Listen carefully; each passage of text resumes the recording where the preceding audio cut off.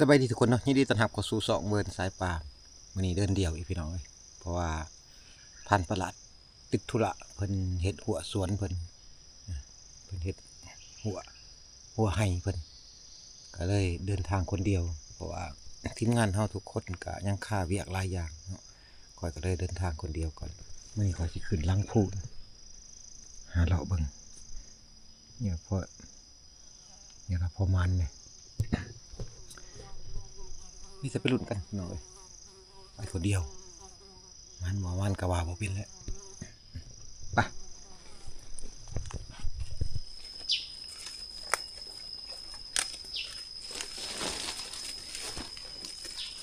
เสียงคอก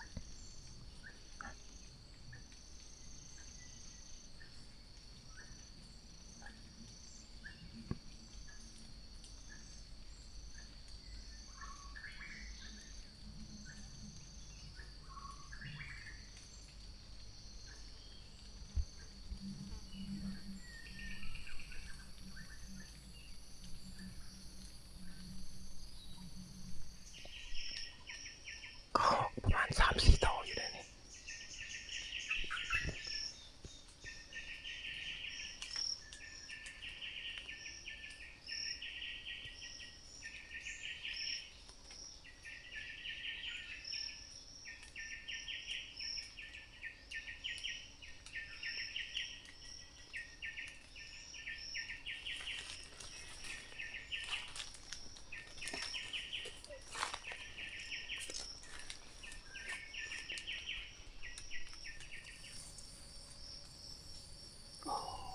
ยังมีอยู่เห็นอมก็กินนะมาไก่นี่นะไก่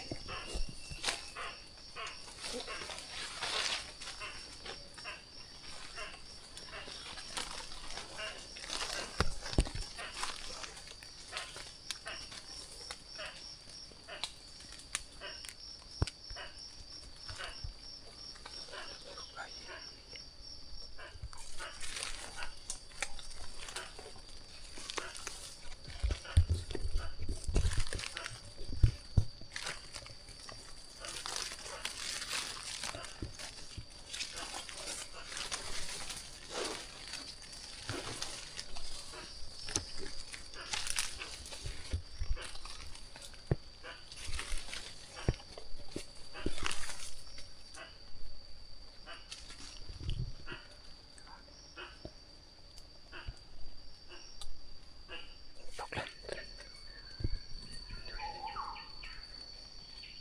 ตกลงมา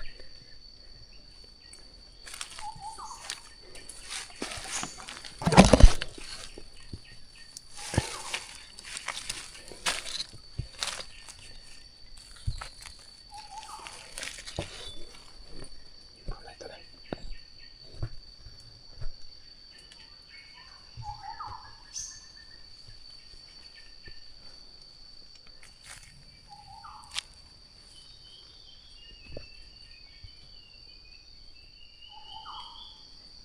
หลายตัวเติบเลยก็ออกได้มัน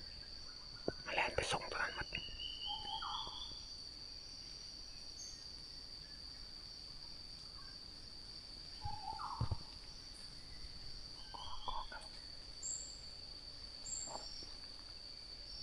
กระทั่งแล้วความบอก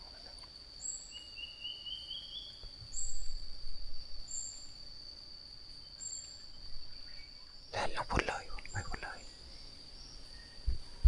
ก็ออก3-4ตัว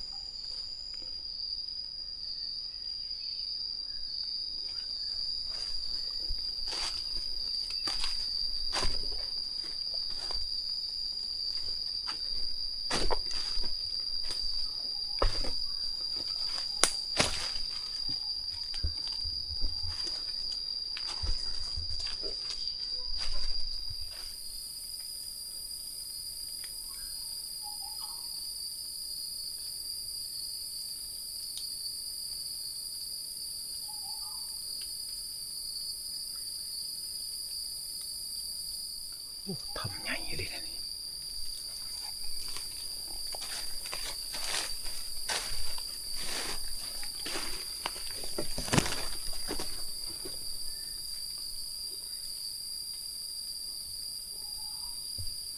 ถือว่าสนผลได้ไหม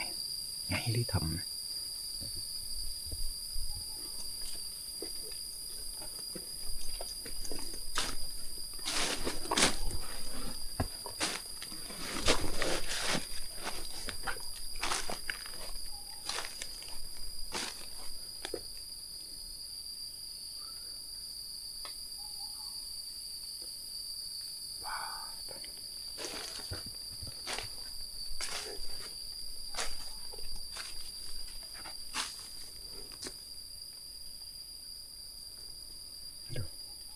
ทางสัตว์จากสิเมน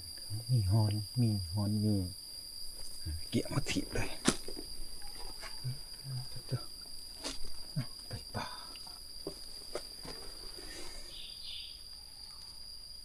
คนไก่คนอย่างนั้นได้มาถีบเลยทางมาเที่ยว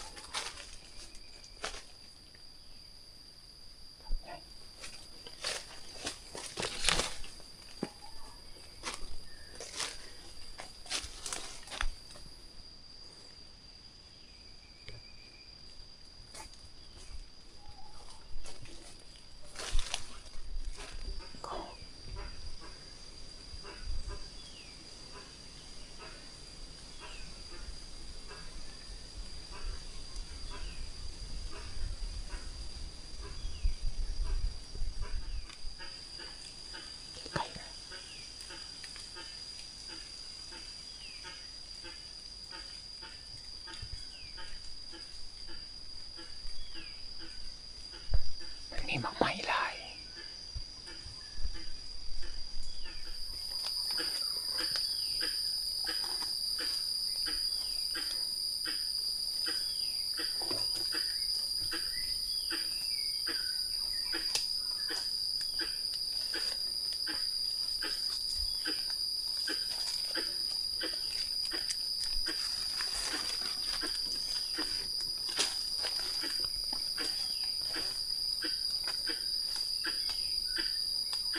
อยู่ทางหมด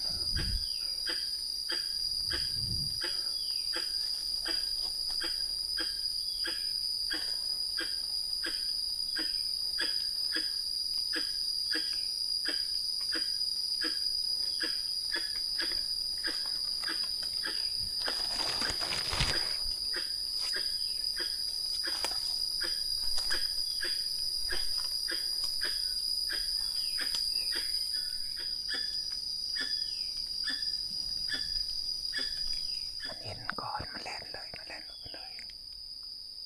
มันเห็นก่อน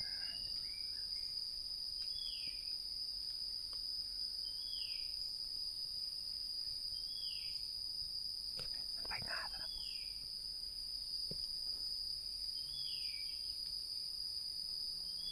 ไปเลยแล้วไปหมดเลยสัตว์ลงมันบ่มีแนวรอมันก็มีแนวรอได้รถ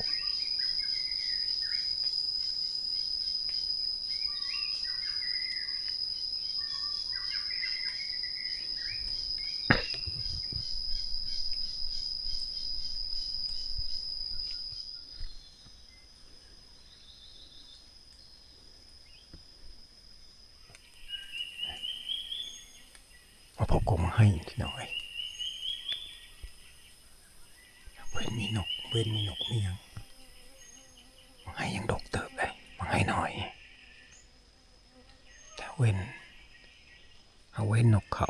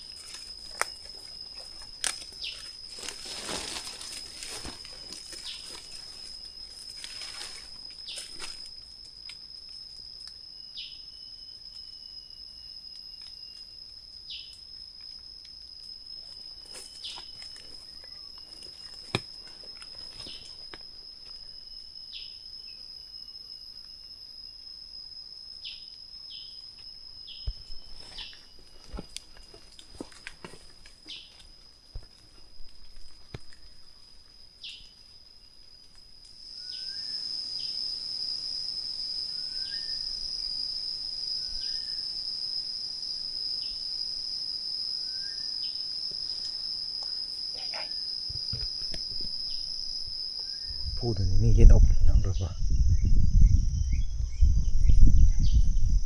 มีเห็นอบพูดเลย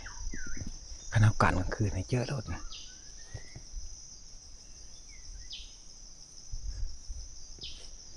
โอ้มีเวลาสิส่วนพันประหลาดขึ้นมากันคืนเยอะเลย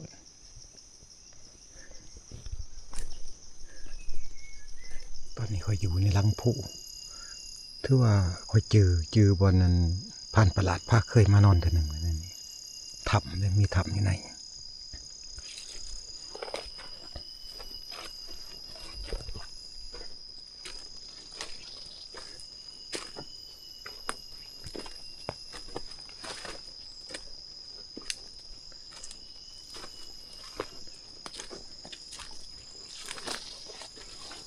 ถ้ำ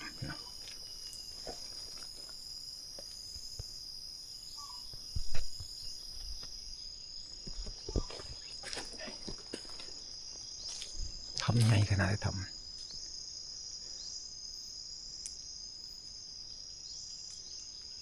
จืดแล้วนี่จืดแล้ว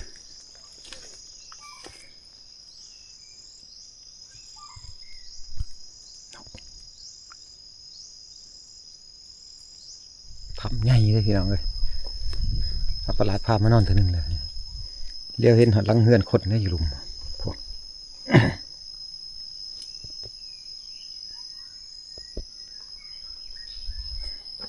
ยามฝนตกลิ้นสัมสิยู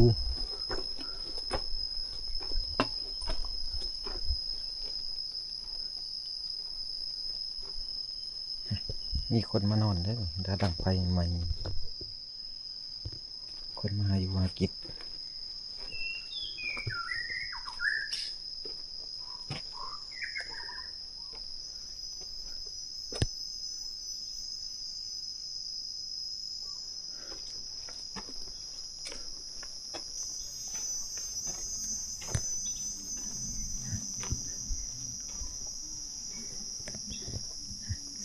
เดี๋ยวเห็นหัดลังเฮือน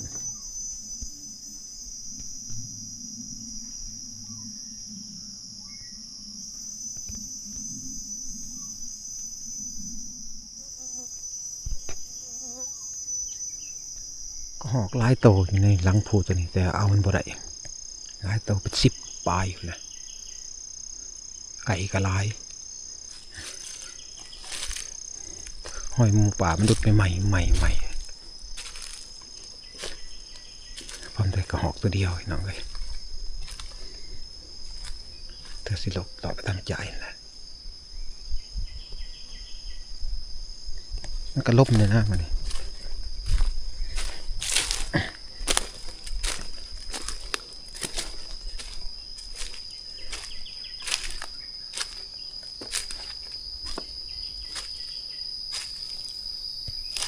มีแต่ทับ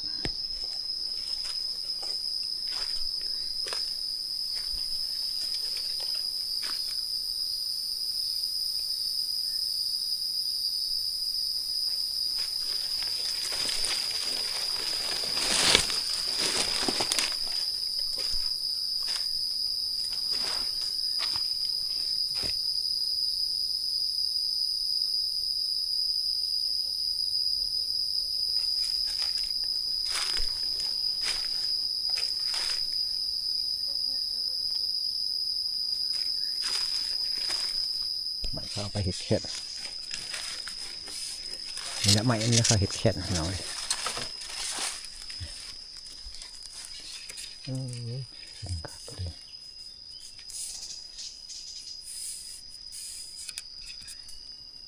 ไม่เข้าไปเห็ดแค่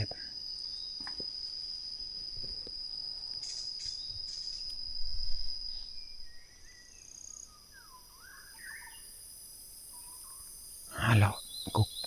ใหม่ที่เจียกหอกกระบุมีเถื่อนนี่เลย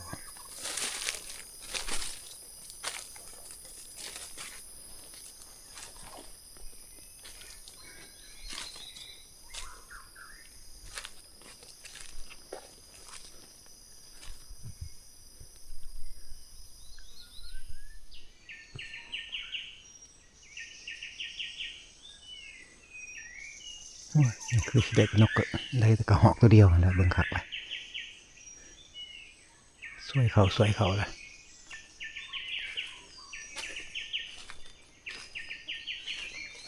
เสียงนกคนนั้น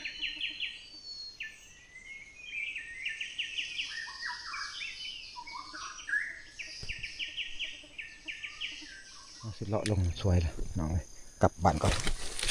แต่กระหอกตัวเดียว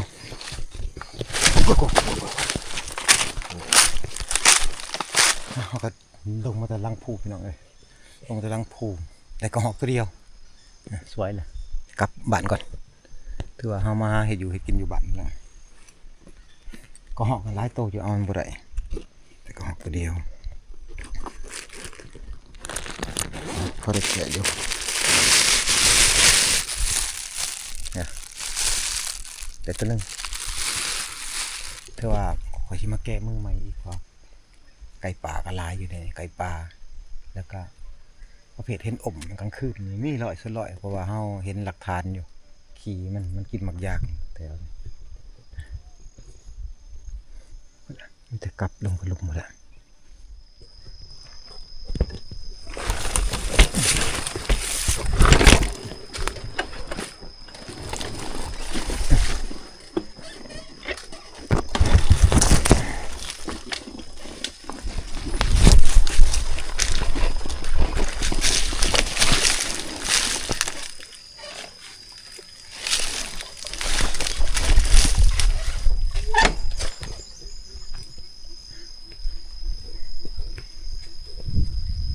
พี่น้องเฮาสิกลับบ้านก่อนขอบใจทั้งพี่น้องที่เขาเบิ่งเขาสมเนาะอยู่ดีไม่แห้งสุดๆคนเด้อถือว่าเฮาโอกาสหน้าเฮาสิได้ไปกับทีมงานเดี๋ยวนี้ทีมงานเฮายังค่าเวียกหลายเพราะว่าพันมีพันจ้อยพันประหลาดก็ติดธุระหมดในช่วงนี้นะก็บ่ติเพิ่นดอกเนาะบ่ได้มีเวียกก็เฮ็ดเวียกไปเฮาผู้บ่มีเวียกเฮาก็หาเลาะ